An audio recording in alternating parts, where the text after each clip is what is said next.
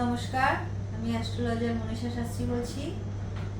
যখন কোনো জাতক জাতিকা পড়াশোনা করে তখন কিন্তু একটা তাদের স্বপ্ন থেকেই যায়, পড়াশোনাটা করছে বড় হয়ে ভালো চাকরি পাওয়ার জন্য। কারোর ইচ্ছা হয় ইঞ্জিনিয়ার হওয়ার, কারোর ডাক্তার, কারোর টিচার হওয়ার ইচ্ছা থাকে, কেউ বা পুলিশ হতে চায়।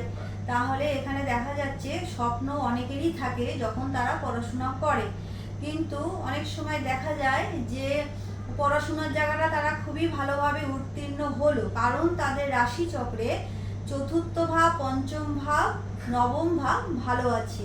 কিন্তু আবার অনেক সময় দেখা যায় ভালো করে পড়াশোনা করার পরেও চাকরি যখন পাওয়ার সময় হয় বা চাকরির জন্য যারা চেষ্টা করে, বারবার ইন্টারভিউতে গিয়ে অনেক সময় দেখা যায় যে সেখানে তারা সে সুফলটা পায় না, বা চাকরির ক্ষেত্রে যাদের যে মনের ইচ্ছেটা ছিল, যে স্বপ্নটা ছিল, সেই অনুযায়ী কিন্তু তারা চাকরিটা পায় না।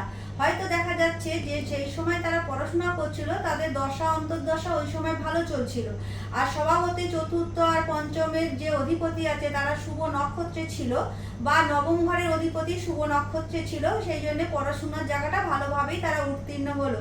কিন্তু চাকরির ক্ষেত্রে যেই জায়গাটা দেখতে হয় সেটা হচ্ছে অবশ্যই নবম ভাব আর নবম পতি, তৃতীয় ভাব আর তৃতীয় পতিকে কিন্তু অবশ্যই দেখতে হয় যে নিজ প্রচেষ্টায় সে চাকরি পাবে বা পেলো, কবে পাবে। সেই সময় বর্তমানে যখন তারা চাকরির চেষ্টা করছে সেই সময় তাদের দশাটা কি চলছে, রাশিচক্রে দশাটা কিন্তু দেখতেই হবে, অন্তর্দশাটাও দেখতে হবে, তারপরেও দেখতে হবে লগ্ন, দ্বিতীয় ভাব, ষষ্ঠ ভাব আর দশম ভাব আর একাদশ ভাব। এরা যদি, এদের অধিপতিরা যদি শুভ নক্ষত্র পায় বা এরা যদি শুভ জায়গায় বসে থাকে, রবি গ্রহটা যদি ভালো থাকে, তাহলে কিন্তু বলা যায় যে ভালো চাকরির জায়গাটা আছে।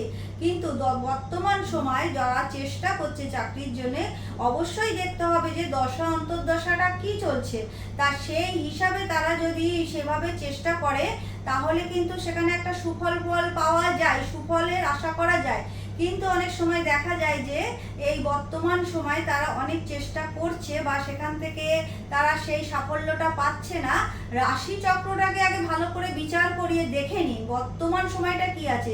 রাশি চক্র যদি সঠিক বিচার না হয় তাহলে কিন্তু অনেক সমস্যা দেখা যায়, কারণ আমরা যেভাবে ভাবছি সেভাবে আমাদের ভাবনা কিন্তু সবসময় বাস্তবে রূপ নেয় না। তাহলে সঠিকভাবে আমরা কি চাইছি, আমরা কি পেতে পারি, বা বর্তমান সময়টা আমাদের কেমন যাবে, বা আমরা কিভাবে চলবো, সবটাই কিন্তু রাশি চক্রের মধ্যে পাওয়া যায়। সেটাকে কিন্তু সঠিক বিচার করিয়ে নিতে পারলেই আমরা জানতে পারবো যে সময়টা কেমন যাচ্ছে বা সময়টার আগামী দিনে আমাদের কেমন হবে।